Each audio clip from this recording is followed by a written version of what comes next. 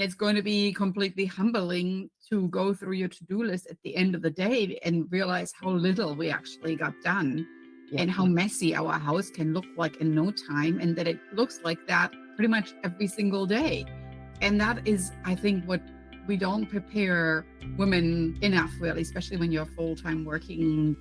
Parenthood is challenging enough as it is, and getting organized sounds easier said than done. Now, combine these two together, and it's truly a balancing act that many of us struggle with day in, day out. If you're here, it's because you want to know how to get your life and home more organized and structured where the kids are involved too, so that parent life is a little easier and you can focus on what truly matters. Hey there, I'm Dianne Jimenez, owner and founder of One Tidy Place. I created this podcast because I know parents have their hands full. I know this because I have 3 kids of my own. Each week, we'll talk about all things organizing, teaching kids life skills, and contributing to the home, being on the same page with your partner, and raising your kids together while you tidy up, go out for a walk, or just need some real talk. I'm here for you. Thank you for tuning in. Are you ready? Let's do this. Today's episode is about balancing mom life and pursuing your passions. So before I introduce my guest, I have to say that this interview was taken almost a full year ago.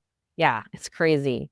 Now, if you've been following me or catching these last few episodes, you know how 2024 was, right?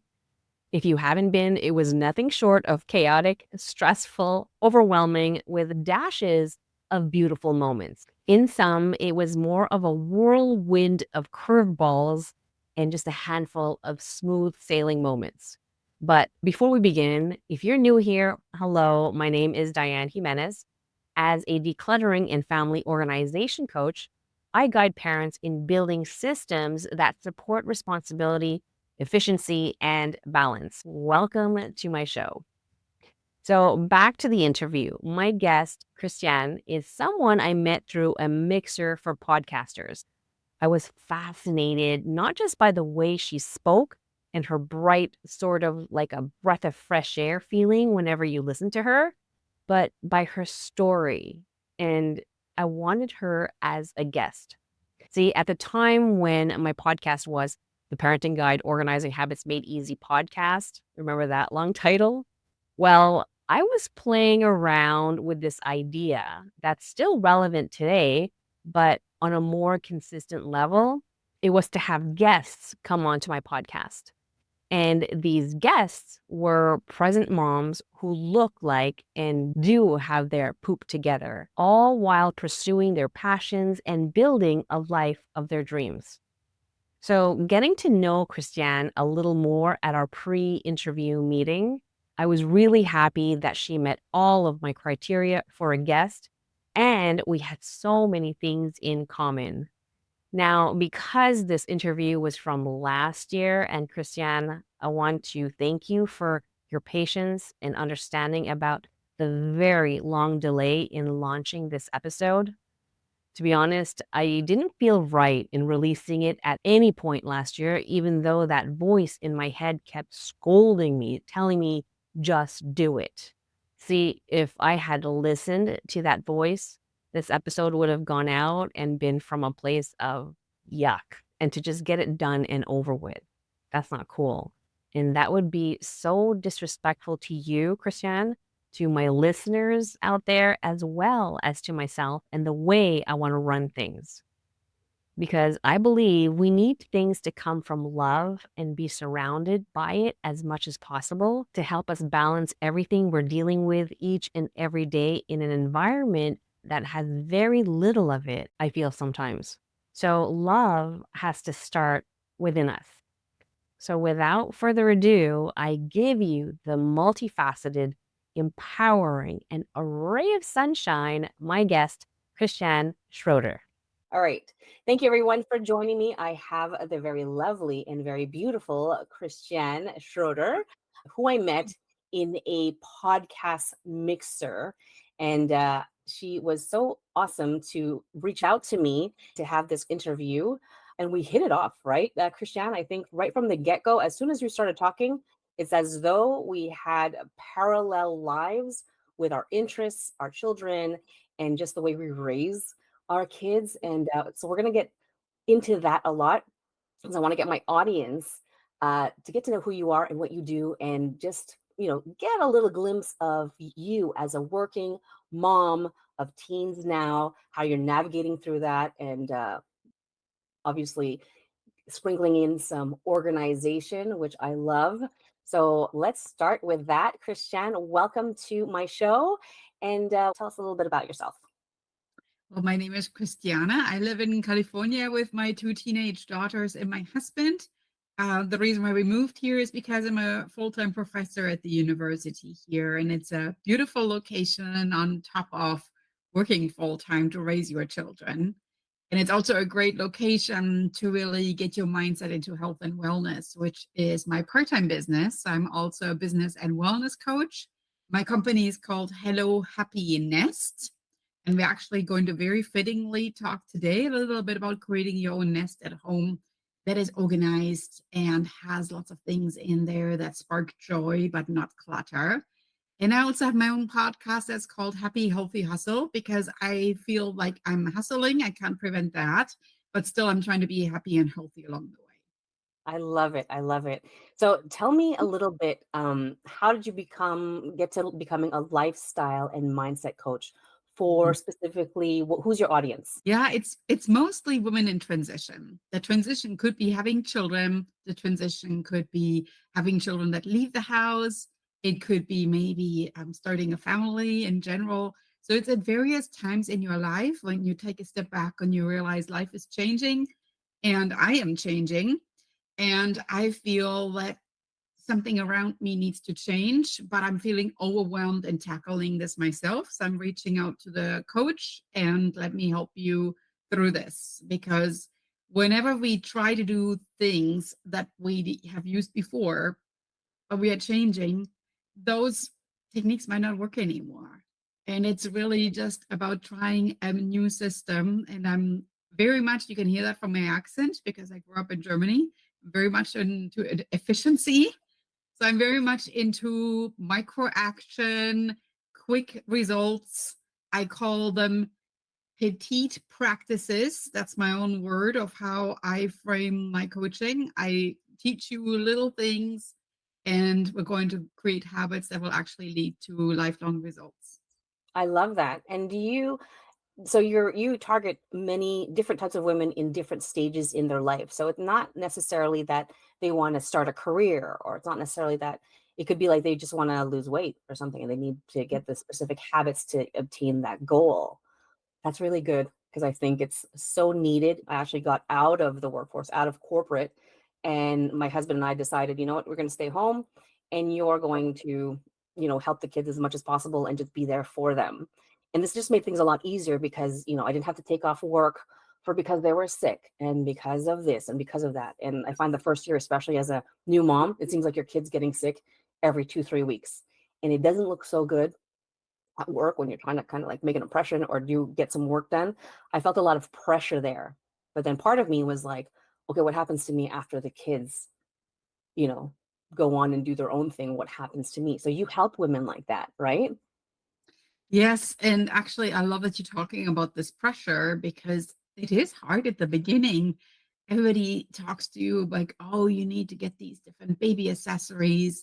You need to purchase this type of food equipment. You need to get the stroller. But in reality, it's really getting yourself ready because it's a big transition and your body is changing so much, but also your life is changing so much that we don't tend to talk enough about that we're really honoring, hold on, I'm adding another person into my household and my Mhm. body is carrying this person up to the point of giving birth.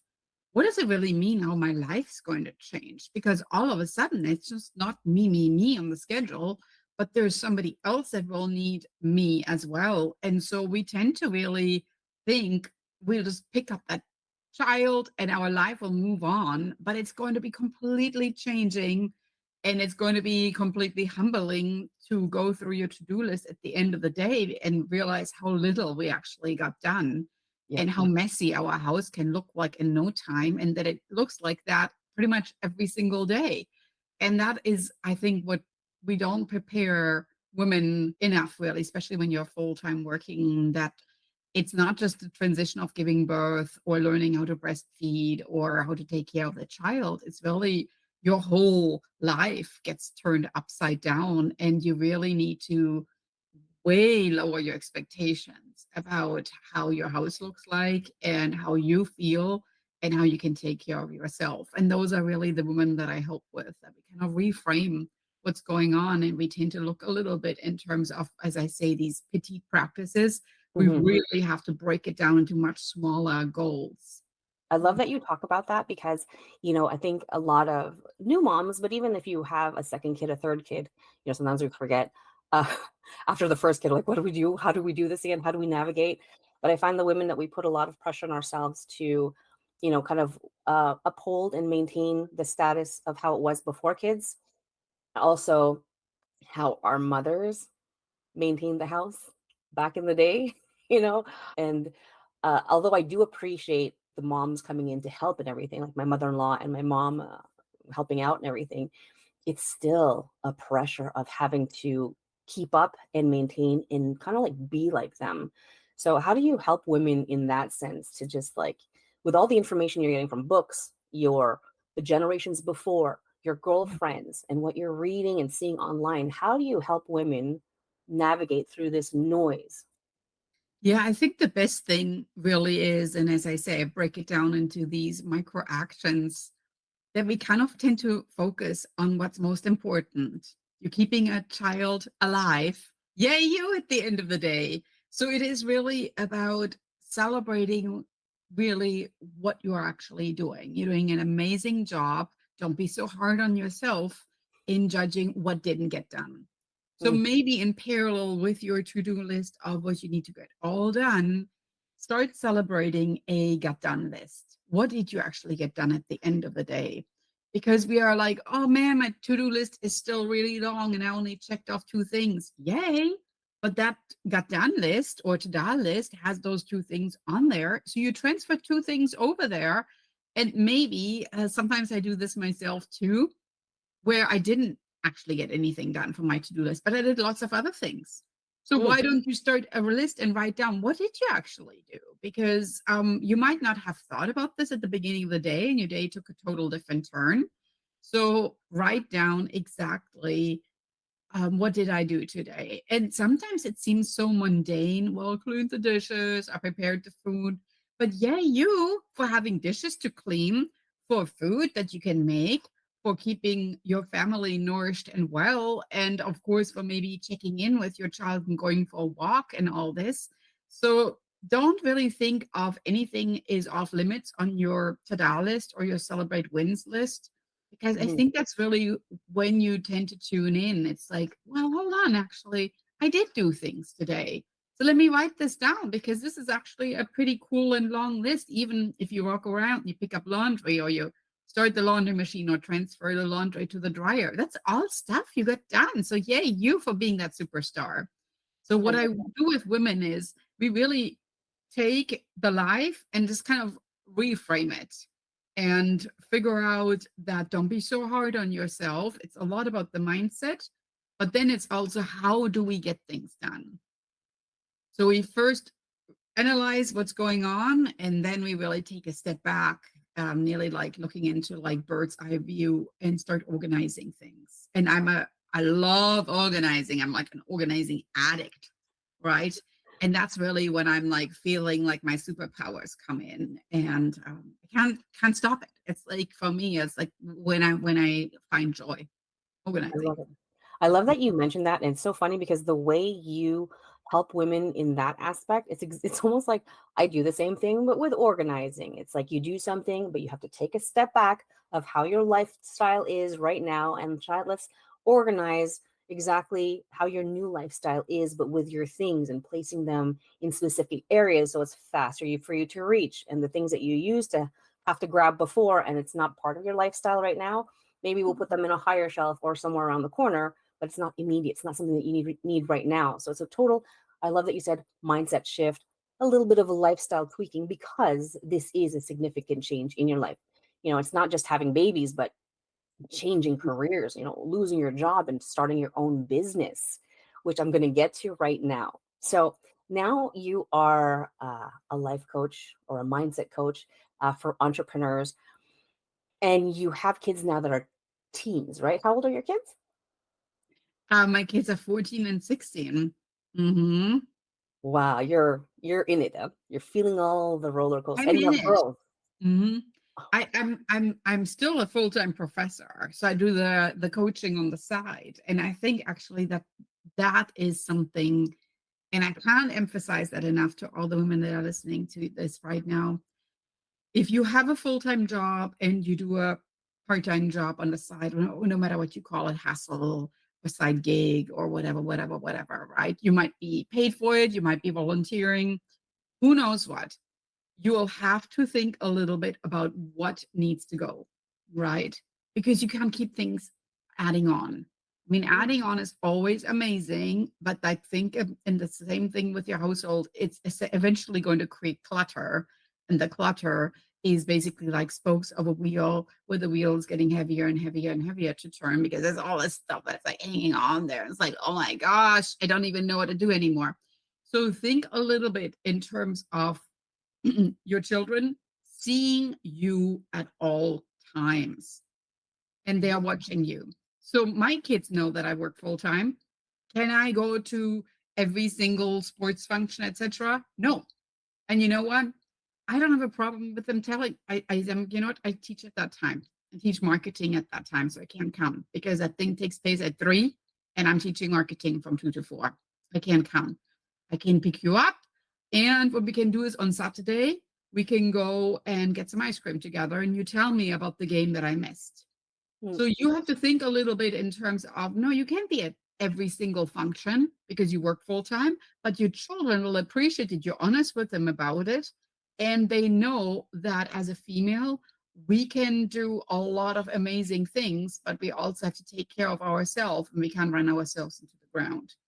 So I really want to encourage you, especially if you do coaching or you might be in a sales position, who knows what, so you're dealing with people, that you're really honest with your time commitment and what it means, that what does have to be going, because you can't add everything. yes, absolutely. Okay, so your girls are busy. They're into sports and everything. You work full time at the university also, Yes. or Mhm. I do. Mhm. man? So tell me a little bit about your family dynamic. What's a typical day for Christiana? So family dynamic really is we get up and on a Tuesday and a Thursday, I actually get up super early because I teach fitness classes on campus as well. So on those days, I'm like basically leaving the house as my children get up. On the Monday, Wednesday, Fridays, I am there with them. And on Mondays, when they have late start, actually like walking my daughter to the school, which is just walking distance away. I never let them leave the house without a breakfast. They know the drill now.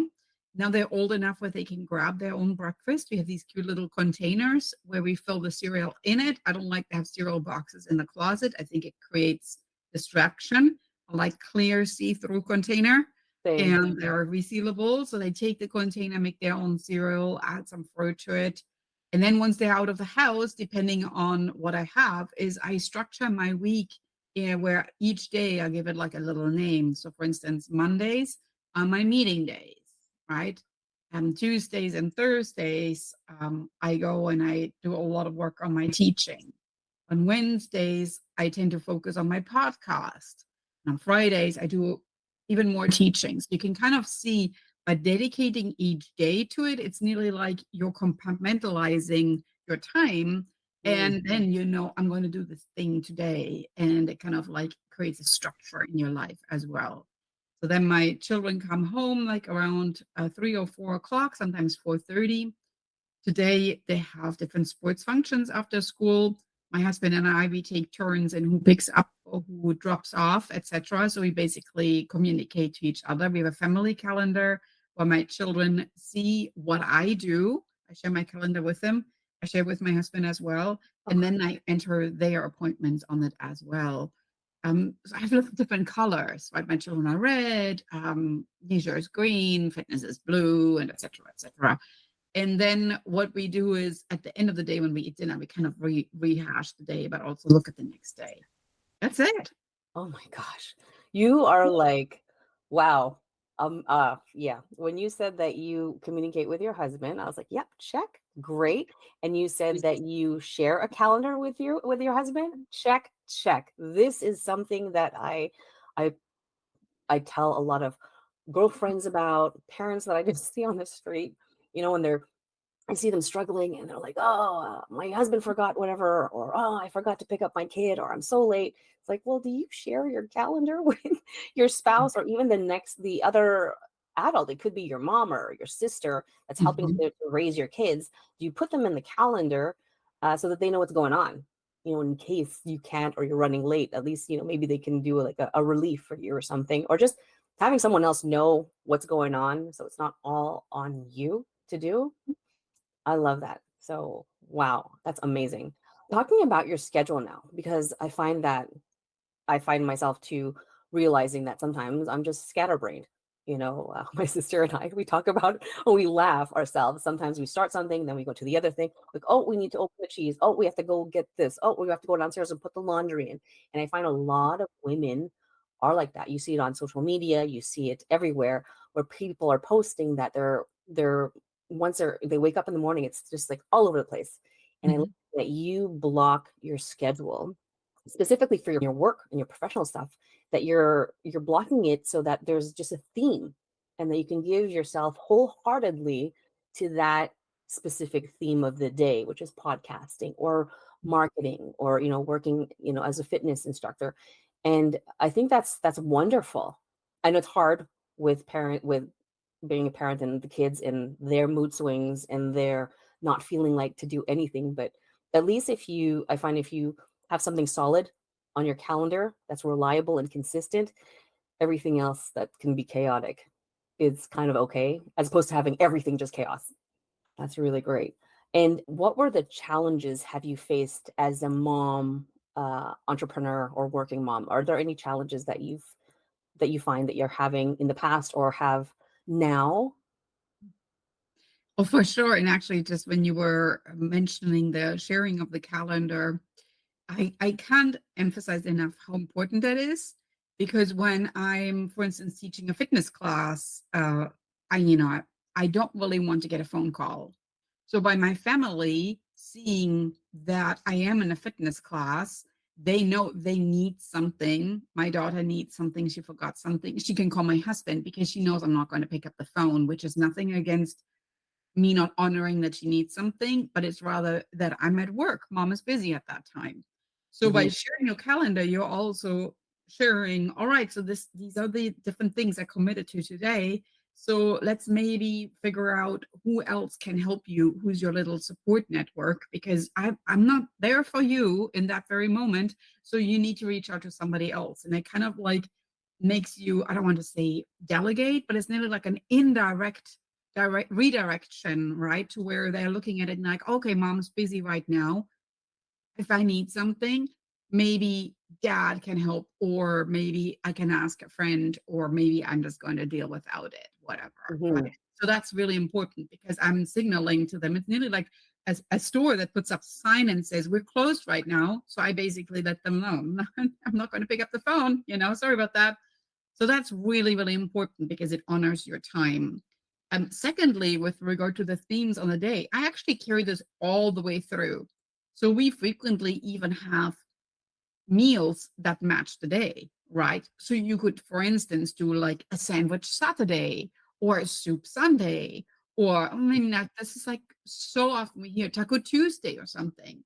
So by picking a theme, you just basically, if you think about all these little thoughts and all this decision, you're basically way lowering indecision down because the decision has been made by you deciding that Mondays are for meetings and that Mondays are for eating. Let's just come up with something, mashed potatoes, right?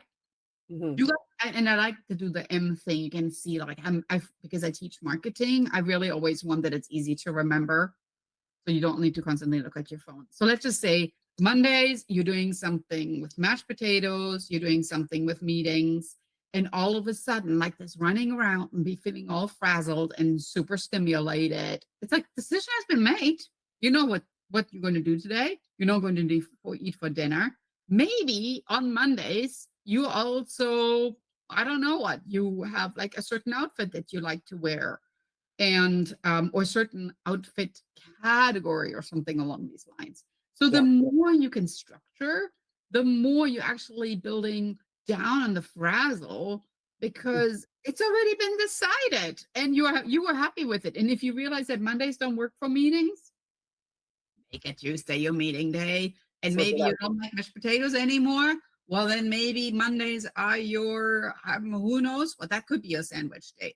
Basically, what I'm saying is that what I do when I work with moms is kind of like taking a look at what works well. Can we carry this through and keep repeating it? Because our lives are really kind of like dishwashers or washing machine. It's like the pre-wash, the main wash, the rinse, the dry. And so how can we use this structure in our favor and take the stress out of it? So good. So good. I love that. Part of me, because I'm also very spontaneous and my husband knows this about me and my thinking too. Um, what happens if we get bored of the meatless Mondays? So how do we navigate with Mhm. that for the occasional spontaneous Mhm. spur of the moment? How do we do that and not fall Yeah. off track the next day like, I screwed up, or you Mhm. know. So I have two tips for that. My first tip is because I coach a lot of women with regard to the health and wellness. First of all, they always give me the nickname Marie Kondo of food pantries. I know my food pantry is like organized by type of food, by type of container, et cetera, as is my refrigerator, my kitchen as well. So the more you can open a closet and it's just like joy oozing out of it, and you open the closet and it's like, okay, what inspires me right now? You don't want to open a closet and it's like, oh man, there's like stuff that's expired. No, I don't even know. The closet and you're like, okay, I'm just going to pick up. That's not what you want, right? You want to open it. It's like, oh, that's true. Over here, I like these canned beans. I see some rice over here. So maybe this is going to be my thing. And maybe instead of meatless Monday, I'm going to do the ground beef. And so it has meat and overall, who knows what, right? So Mhm. you want to feel like the universe is speaking to you, so to speak. And it can only speak if you let it speak, right? If it's messy, there's like noise coming at you when you open the closet. And it's like, whoa. So that's the first thing. The second thing is, if you make a decision and you're happy with it, just move with it. Don't question your family. It's like, oh, do you want like mashed potatoes or tacos? Or do you want spaghetti? Oh my gosh. Now you're like putting it on somebody else, and that's just not good. So Yeah. if you have two things, I like to give my children choices, but I try to make the choices still to where I'm okay with preparing it. And it has to be one or the other. By all means, it cannot be both. Do Mm. we want spaghetti and meatballs? Or do we want rice and beans? It's one or the other. And if one child says one and the other child says the other, then we just have to say, okay, so now we can't do both, because if we do both, we're not going to eat until another hour. So that delays the whole process right now. So let's make a decision and then we're going to move on with it. So you basically have to say there's two things. We're going to decide. And once we decide, we're going to be okay with it. And if you don't want rice, maybe put some cheese on it or some Mhm. seasoning or anything, some sauce to spice it up a little bit. But that's basically where I'm at. They know that once we make a decision, I'm going to stick to it. And I'm not like the weebly wobbly, like, oh, okay, never mind. Then let's see what else we got. No, no, no. You have to signal your children that this is everybody's time. We're preparing food. Mhm. We're sitting down, we're eating, and this is what we're going to be eating. And it's it, you Yeah. know? That's it. So, That's it. There's no other choices. nope. So do your children help with the cooking and the Oh, for setting up? sure. Yes, they're like the cooks out in the kitchen. They're making it all. My children are basically, I tell them what we're going to make. And those are like sometimes even complicated things. Like my daughter on Saturday, she made a whole lasagna from scratch, you Wow. know, and they are basically just doing it. And yesterday she made lemon bars, and I can show the lemon bars in the kitchen. Those look like picture perfect lemon bars, not just like booby dooby lemon bars from a box, but these she's making like lemon bars from scratch. I mean, those things look good, and Wow. so they learned that that's how we have to function as a family. They have to help out. They have their little duties. And they basically, I don't want that they leave my house and not knowing how to switch on a laundry machine, how to clean out a dishwasher, or how to prepare a meal. We're going to learn life skills here. I love it. So again, I hear this too. Sometimes people, and I read it online, sometimes people are like, I can't get my kid to do XYZ chore. How do I get my kid Mhm. interested or just to do it? So how did you do it with your kids? How did you introduce these important life skills? That's a really good question. First of all, it's just like, and I get a lot of people, they're like, oh, yeah, I want to lose weight. I want to eat healthier. Da, da, da, da, da. It's, and then, or actually get this other category of people too. I want my children to move more and get off their phones. Da, da, da, da. All right. So first things first, most people know what to do in order to lose weight, right? You have to eat different food. Let's maybe say that. I don't want to use the word necessarily healthier. With your children, it's the same thing. So how about we start weaving in those practices? You have to be on board of that. And if you want your children to move more, they have to be on board of that too. So you are the role model. If you want to eat more fruits and vegetables, you can have a pepperoni pizza on your plate. Sorry, that does not count as a fruit and vegetable, even though there's tomato sauce on there. So you actually have to eat the broccoli too. And if children see that, they're going to eat the broccoli. But if you are there lying on the couch, eating the pepperoni pizza, looking at your phone, nobody's going to eat healthier and you're going to regret it afterwards too. So the deal is really that if you are making a decision, you kind of have to think how important of a role model you are. So if you're making the decision, we're going to make dinner together, you have to be in the kitchen and actually help them make dinner and have to teach them how to do it. And it might not be beautiful, it might not be delicious, it might be messy. You have to be okay with that because, oh, it might take long. That's the thing too. It's all good. It's basically like somebody's learning a new skill by all means. You have to be super forgiving about this because you know that they're going to appreciate it in the long run. You're going to appreciate it in the long run. And it's just something that it's part of life. Hmm. I'm so glad you mentioned that about it being messy at the beginning. Like whether it's cooking or laundry, they forget to put the soap in, we got to run it again, or they mix the color and put the socks where they're not supposed to.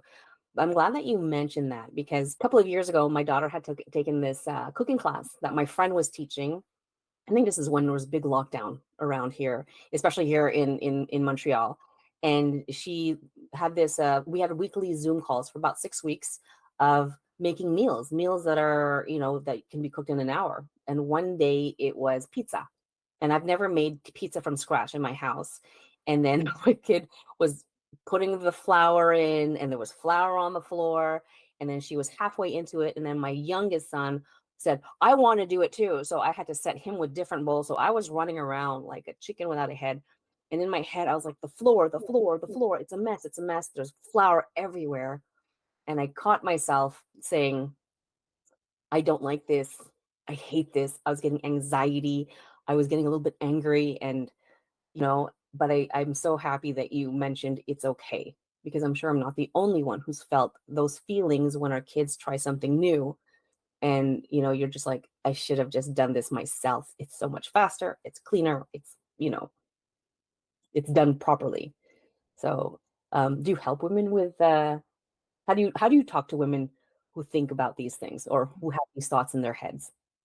Well, I have monthly Zoom calls. I call it the Mastermind Collective, and we meet and we share exactly the same moments. So what Mm. worked well, we always start with the positive. What didn't work well, with the challenges, and celebrate the small wins and make plans for what happens next. And those mindset moments are so important. And let me share a little bit of what I just experienced this morning, which could be something that a woman in my group would have shared, right? So this morning I was standing in the kitchen, the sun kind of came in and it was directly going onto the microwave. And I noticed that the handle of the microwave is like full of goop, which is probably related to the lemon bars that are sitting under the microwave because you should probably touch the microwave after she made the lemon bars, which have powdered sugar on it. So now I have powdered sugar on my microwave, right? And I kind of stood there and I looked at it and I could have probably taken a rag and wiped it down. And to be honest with you, I didn't, right? Oh, The microwave still has the fingerprint thing in it because I thought with that sun coming in and going on there, it was nearly kind of like a beautiful realization. Hey, my kids are here in the house. And if I do the math in my head, in 4 years, they're not going to be there. So I'm mm, probably going to be standing in the kitchen. I'm going to look at my microwave and I'm going to miss fingerprint. And I'm going to be like, is there somebody making lemon bars right now? Because it's nearly not worth it for me and my husband. And I thought that sometimes the mess makes the moment memorable yes. because you feel that, gosh, yay, us for making this, and maybe even take pictures of this. And maybe they even like, leaving like a dent in a piece of furniture or something sometime when they do something. And then you look later at the dent and you're like, oh, I remember that's when, like you did your little remote control car in the house instead of outside. And don't worry, it's just a thing, but the memory that goes along with it, it's just so cool. So I know in the moment we're like, oh my gosh, I have to clean it up and there's flour everywhere. And now I have powdered sugar in the microwave and all this. Hmm. At the same time, think really what that means. And again, you are the role model. The way that you react is how your children are going to look at you Oof. because they will be like, is my pizza making more important than the cleanliness of the kitchen? Hmm. Because I'm doing something myself right now. Or does mom care about how our kitchen looks like? And I can honestly tell you, making pizza is messy. And I really do know that when I made my first pizza, that was not like a picture perfect kitchen either. It was like a freaking mess too. So you have to think a little bit about it. All right.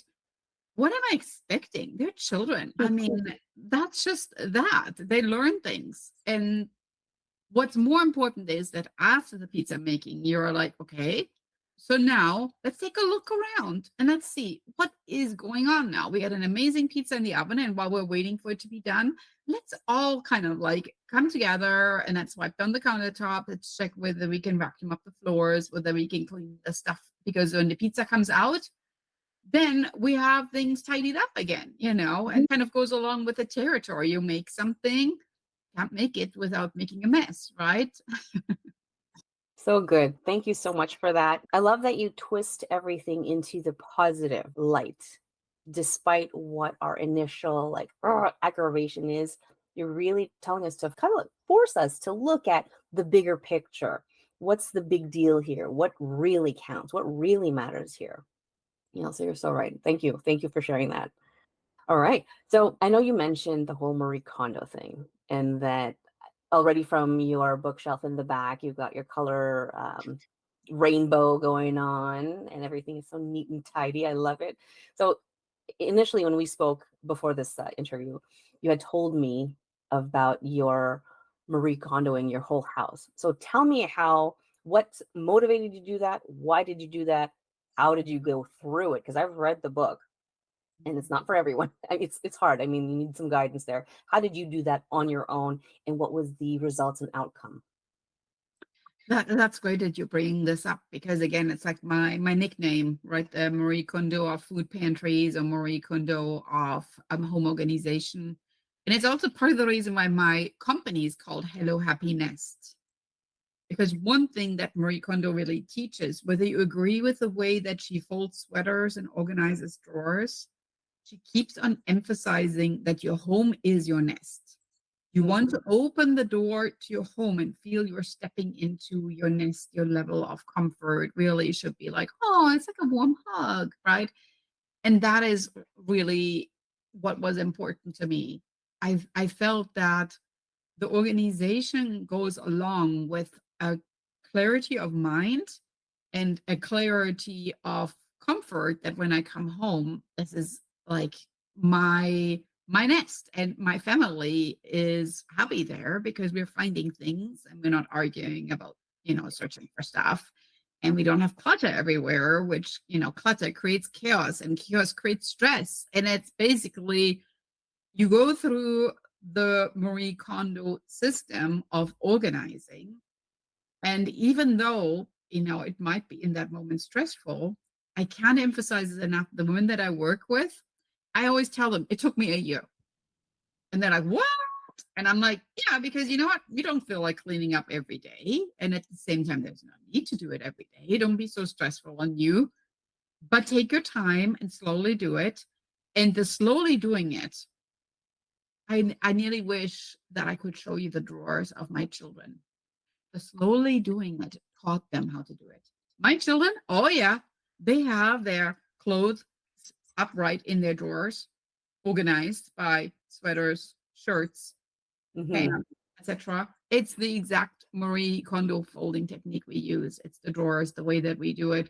But we did it slowly. I was like dumping all the clothing on the bed and saying, let's get this done in the weekend. Nope, that's not how it's going to work. And maybe we do it one thing at a time, and then I don't feel like it for a little time. But then I knew I had to pick it back up. So I picked it back up, and I help women do the same mindset with that as well. So the goal really is you have to hold yourself accountable and say, all right, 2024, I'm going to get this done because I know at the end, it's just immense how I'm going to feel. Lighter, clearer, happier, and of course, healthier too, because think about cleaning up all that stuff out of your food pantry that's not good for you or good anymore. How amazing that would be, right? Hmm. Yeah, absolutely.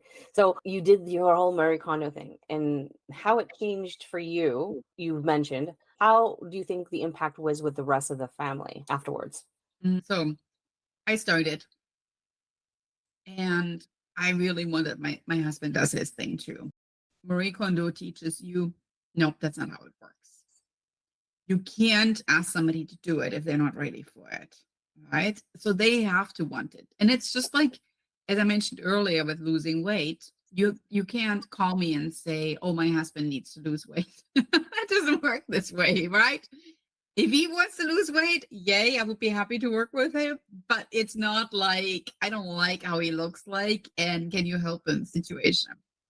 So it has to come from you because you are ultimately the one that decides what sparks joy and what doesn't, right? Nobody else will know that. This is your lens and this is your decision factor right there. So what I did was I got started, and I think my family was just kind of like, whoa. They saw the result of it and they were just absolutely amazed. And I think that really in life, that's so frequently what then people only see, whether that's on social media or somewhere else. They don't see the process getting there. And that's really the journey is usually the bigger win than actually the outcome. Because Mm. through the journey, you're discovering so much about yourself, and it will change your future habits of purchasing things, of organizing things, of way of thinking. That's really important. So yeah, I got started. Eventually my husband grew tired of his way of organizing, and then he adopted it too.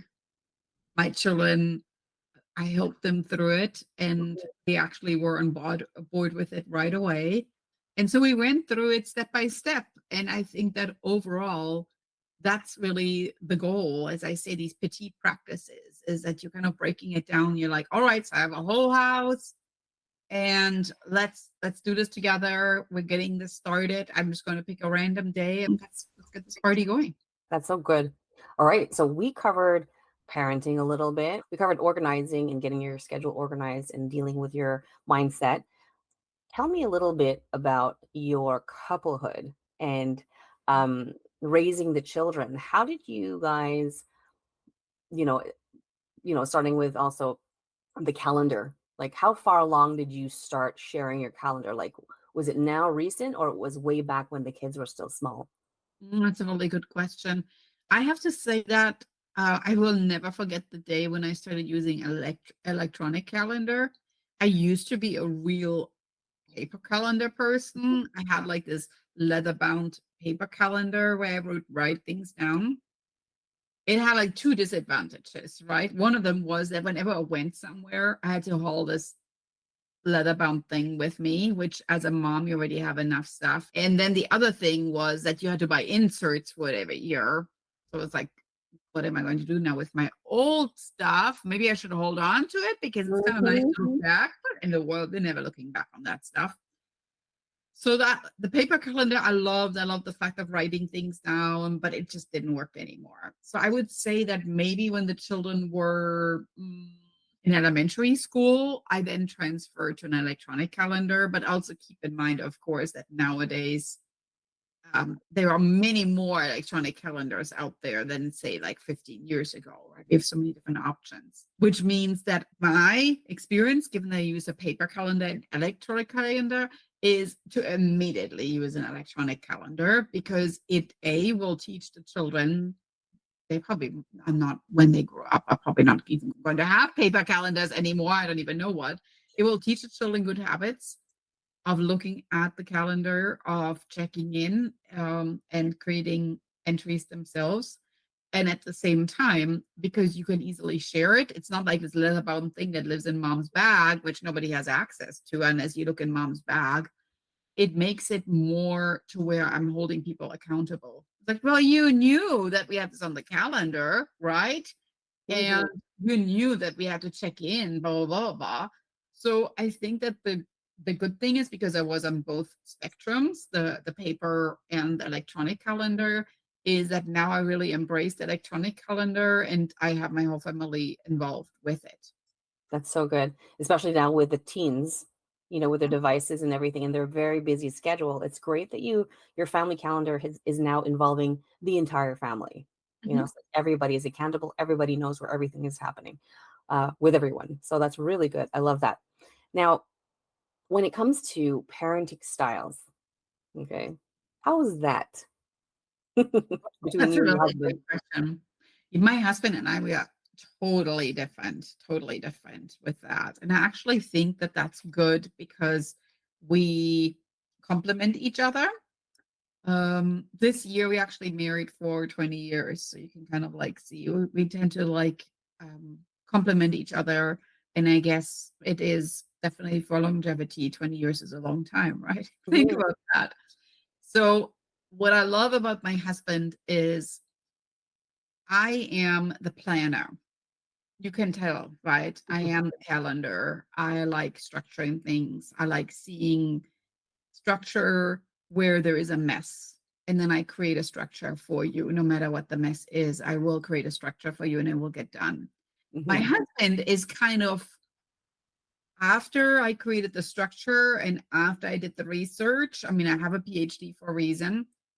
He basically, I share it with him and I say, all right, so the way that I'm thinking we're going to tackle this is this. Let me know what you think about this. Does that work for you? And so he's basically like looking at it and he's like, okay, so I think that this is way too much. We should probably get rid of this. And maybe instead of like doing four things on that day, we are doing only three. And I would really like to do that thing. So then after communication about it, we kind of put the schedule together. Now that's important because you have to communicate things and you have different goals, so to speak. But at the same time, my husband, because some things he doesn't really care, we don't need to communicate about. He's cool with me just doing it and putting it on the calendar, Mhm. right? So you basically have to figure out what are things that are non-negotiable and what are things to where you need to talk about. The negotiation needs to happen. And I Mhm. think that with parenting styles, you can't talk about everything because some things are just not as important to discuss, right? But at the same time, you also have to honor when there was a negotiation about it that you come up with a compromise if there's something that's important for the other person, right? So, for instance, I usually don't go to the games of the children because I tend to work during that time frame, or maybe I teach a workout class, or maybe I do a workout class myself, while my husband is never wants to meet any of those events. So he's always in the stands watching them. And I'm cool with that. And my children too. So he likes watching sports. He likes watching our children's sports, and he's going to be there. And that's our different parenting style. And in general, I just honor that. And he honors that I don't go. And I think that we kind of have to take a little bit, sometimes like a step back and think what's important for that person and make sure that that person gets those needs filled, right? We have to fill our cup. Mhm. Absolutely. I love that you just spoke about communicating with your husband, like kind of like there's an obstacle here. Okay, who's the better person to create the process or the structure? And someone presents it and then offers it to the other person and say, here, this is what you think. Because I find that a lot of people, they fall into the trap of this is what we're doing. Did you not see the schedule? Did you not, so it's very, there's no room for dialogue, and it's sad, so I applaud you guys for doing that, because I think it's super, super, super important. Obviously it didn't start that way, right? I'm sure you had some hiccups along the way. Mm. It's actually funny because maybe because I'm a professor and I am I earned a doctorate degree. I'm very analytical in my mind, and maybe also my European descent, that I tend to look a lot at my calendar, and I tend to be very aware about what happens when.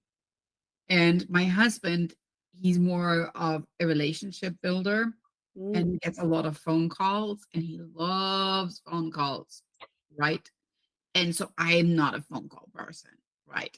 So I like Zoom because I can see people. I don't love phone calls. I'm like more like a texter, email person.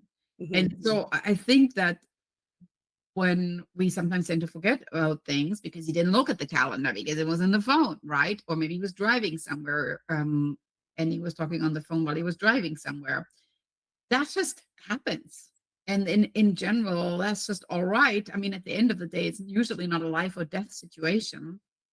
And things fall between the cracks. It's totally cool. And I think that we sometimes tend to be so hard on these things.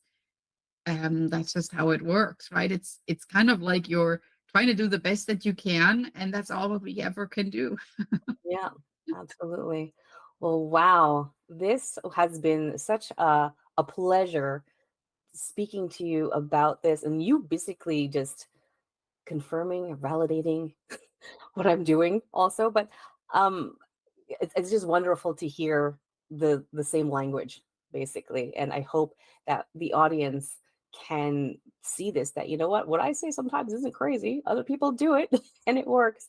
But Christiana, I so appreciate your time and your explanation. Where can people find you, and how do people find you to know more about you and what you do? Because what you're doing is phenomenal, and I think it's what we women need right now, because we're going through different stages constantly. Our seasons change all the time, and you're the perfect person to help them out with that. So where can we find you? I would be happy to connect with anybody that's listening and invite them also, of course, to join the Mastermind Collective and meet other amazing women, because I think that when we communicate with others and we're connecting them, it really builds that community that then is something that will help you realize you're not alone in all this.